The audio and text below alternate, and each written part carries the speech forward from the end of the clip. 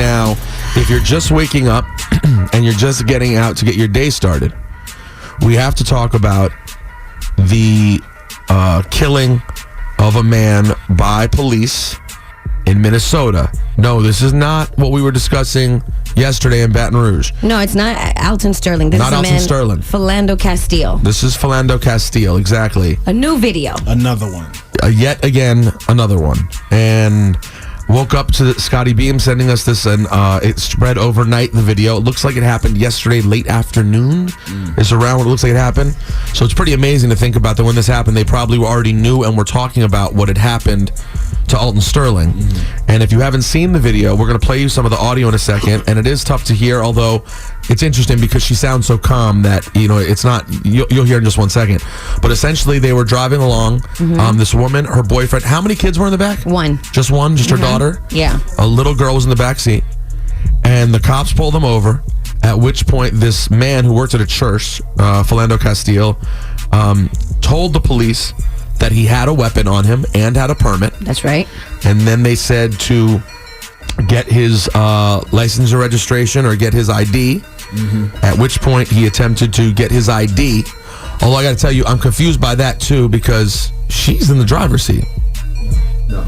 Correct? It's just the way that... Oh, it's just the angle? It's the reverse angle? It's the reverse angle. She was driving. He was driving. So anyway, so he goes to get his identification. And upon doing so, the cops shoot him 4 times. And right after he shot, it's in the arm area, right after which she goes on Facebook Live.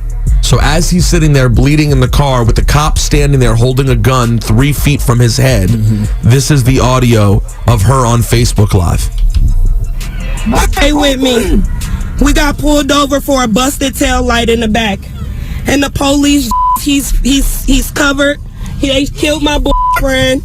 He's licensed. He's licensed to carry. He was trying to get out his ID and his wallet out his pocket, and he let the officer know that he had a firearm and he was reaching for his wallet, and the officer just shot him in his arm. We're waiting for a back. I will, sir. No worries. I will. He just shot his arm off. We got pulled over on Larpener. I told him not to reach for it. I told him to get his hand out. You told him to get his ID, sir, and his driver's license. Oh my God, please don't tell me he's dead. Please don't tell me my boyfriend just went like that. Keep your hands where they are, please. Yes, I will, sir. I'll keep my hands where they are. Please don't tell me this, Lord. Please, Jesus, don't tell me that he's gone. Please don't tell me that he's gone. Please, officer, don't tell me that you just did this to him. You shot 4 bullets into him, sir. He was just getting his license and registration, sir. Well, that is exactly what they did. He died. That is exactly what happened. I think at the beginning she just thought that he was just shot. And she wasn't even. I don't think that she thought that he was dead yet. Well, apparently not, because that's what she said afterwards, and that's what allowed her to stay so calm, is that she didn't think he would die. But when you're watching the video, it makes this so shocking. And again, we need to say, back to back, these are 2 of the most, of all the videos we've ever seen, all the stories, all the Trayvons, Mike Browns, everything, back to back, these are 2 of the most shocking videos you'll ever see. I'd say yesterday I thought was the most graphic one we've ever seen. Right. Especially when we saw the second angle, and that we're talking about Alton Sterling. But in this one, the Philando Castile, this is another kind of video we've never ever seen before. And then you also have in the background, if you guys are listening closely, that whimpering is the cop. That is the cop freaking out because he realizes that he may have killed this guy. Poor judgment. And he didn't. And he now. So what does that speak to? It's lack of training. Well, but there's 2 things in my opinion, Laura. Lack of training, yes, obviously. Although the more I watch the Alton Sterling one, the more I think really negative, horrible things about those officers who did that. But yes, but in this case, and in both cases, legally, the victims had concealed weapons. Yeah. Now, the same people who generally will go out and defend everything a police officer does, they're the same people half the time who believe that everyone should have the right to carry a weapon.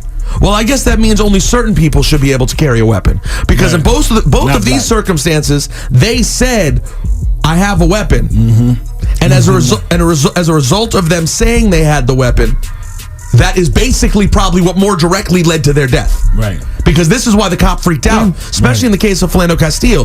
The cop, who sounds like, based on the fact that he's crying like that, like he really did not pull him over with the intention of killing someone, that he got scared when he found out he had a gun. Right. So he's like, Absolutely. He Bad training. announces, I have a gun. I have a gun and I have a permit.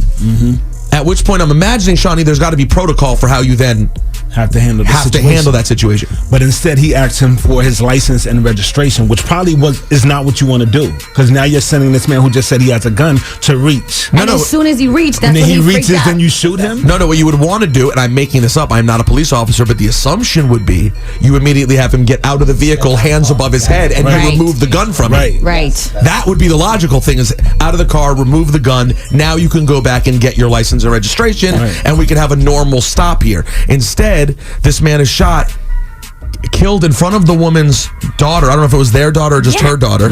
Well, it was her daughter, obviously. But it's a baby who now witnessed the death of this man. And here we are again.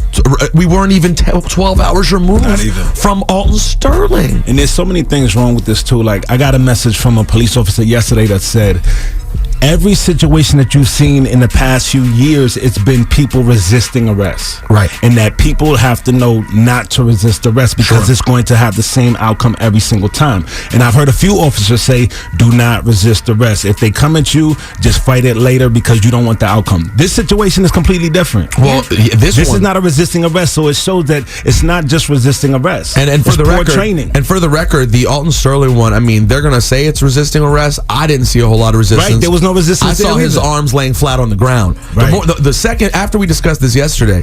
Did you see him reach? No. Did you see him reach? No. Where? I don't understand that. Yesterday, I saw nothing. I didn't see any sort of like resistance from him whatsoever. Now, saying turn this mic on. Griff's mic on. Griff, what were you to say? At the end of the second video, you can see they took the gun out of his pocket. Yeah, right. So there was no gun out. As he is still alive, by the way. And I'm sorry, I got a reference, guys. We're going back now to Alton Sterling, not the Philando Castile, because there's two different ones. In case you're just waking up again, another man who, that as far as we can tell, did absolutely nothing wrong, was killed. Now, again, a different sort of situation. Doesn't seem like there was a struggle or the police were trying to be overly brutal. It was just terrible work. It was just a terrible job, and now a man is dead. And at the end, man, it is really dramatic to hear that cop screaming, basically, because he can't believe that he's freaking out. He's freaking out. I just murdered someone. And it's very clear in this situation that he made a mistake, right? Right. So now he has to go to jail for that. Right. He has to go to jail for that. There was no resisting arrest. He has to go to jail. This is the problem. Philando was following all orders. Right. So this is the problem. What we were talking about yesterday on the show, and the phone lines are open. We'll talk to everyone right after this. We'll skip the guru again today, and we'll just talk about this. 1-800-223-9797. It's not about accusing people of being bad people. It's not about any of those things. Not about saying all cops are bad. It's about saying that when the worst happens, the right thing will then happen. Right. So we're not saying that this cop who did this to Philando Castile should be dragged out in the street and shot. We're saying that he should, obviously, his badge and gun should be taken immediately. Then it should be, all right, you're now going to be charged, or we're going to investigate thoroughly, and we're going to see what you did. There has to be some type of consequence. There has to be a consequence. There has to be. And this is the problem. When they don't get the consequence, that's when you start to see all of this Black Lives Matters, when it's really Black Lives Matters too.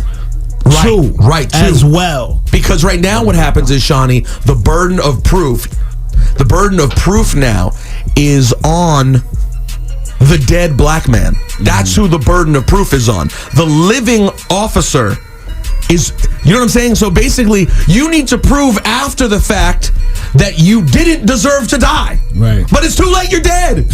So now it's like, well, it happened with Trayvon. It happened with Mike Brown. They had to go through and break down, well, here's what happened. Was it just, they're already dead. Right. So now you're forced to defend it after the fact. No. The living police officer is who now needs, the burden of proof is on. They clearly are in the wrong. Prove otherwise. It's clear as day this time. Yeah. Come on, man. question. So we asked the question. Yesterday, we started the conversation about when will police start acknowledging that sometimes other police mess up and need to be held accountable. And as we've been trying to speak to police officers, we have not had what I would call an abundance of calls from police officers. Oh, I have another one here that wants to talk online. Oh, really? Yeah. Well, we do. Let's go to one. We have at least one here on hold. Yes. Hello, sir. How are you? Hello, how are you? I'm good. Hey, officer. How are you? So, we're going to keep you anonymous here, but you are a police officer, correct? I am. And what are your thoughts on what we've seen this morning in this Philando Castile situation? It's hard to put an emotion on it. I think I could understand why everybody would be frustrated. But as a police officer, I think what makes it harder for us to kind of put an opinion on it is that we have to be very open-minded. It's not our job to determine whether somebody is innocent or guilty. That goes for civilians as well as other police officers. So when we make an arrest, it's not because we want to. It's because we have reason to believe, either by what we see, by what we're told by a victim, that somebody has committed a crime, and we act on it. Now, when we see other police officers in situations where they could have made a mistake, it's the same logic. We can't make a judgment, or we're not going to make a judgment because we don't know the circumstance. Okay, but how about if we believe, if we can take at face value, let's just assume, we're just going to assume here that what this woman was saying was true, and that her boyfriend announced that he did in fact have a weapon and a permit, and that then the police officer said, get your license and registration, and then when he went to do that, he was shot and killed. I think, could we all agree that if that was done, that would be a horrible job of policing? Absolutely. But now, look at that whole situation. That is based on the one premise that your assumption is correct. So now you've created a whole situation where somebody in the eyes of the media is 100% guilty based on live video of somebody who was there. Now, I'm not saying what she said or did was wrong, whether she's lying, whether she's telling the truth. I can't make that assumption, and I'm not going to make that assumption. She could be telling the truth. She could just as well be lying. Well, but from the I'll say this, from the sound of the police officer who's nearly in tears himself, he does not sound like a guy who's well in control of the situation. Right. He sounds like a guy who's in over his head. That's what it sounds like to me. Well, I think speaking to police officers that have been in shootings, it's not easy to make that decision to pull a trigger. Sure, so I'm sure. I can understand Of course. how anybody would be distraught. And again, people react differently. You know, I could be in a car accident and be perfectly fine, and my wife will be in a car accident and she's in tears because she's terrified out of her mind. Same accident, just could be a simple fender. Sure, and it's a different situation. You know? Now, but what about if we look at the Alton Sterling situation? Let's go back to Alton Sterling yesterday, where we saw the second angle in which his arms are clearly being pinned down to the ground. His hands are not in his pocket, and by all counts that I can tell, the police do not seem. He does not seem like he's reaching. He does not seem like he's attacking. It just does not make sense what happened. It just seems horrible, and they shoot him 6 times point blank, and then even once the bullets are in his body and he's laying there dying and is taking his last breaths, they're reaching into his pocket to try to get the gun. Can you try to take us through that? Like, what when you're a cop and you see that, what do you think? So I originally saw the first video, and the first video that I saw ended when the police officer pulled out his firearm. Mm-hmm. When I saw that, there were a lot of questions in my head. Why?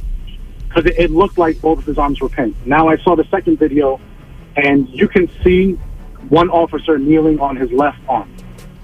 The second arm wasn't under control the way the left arm was.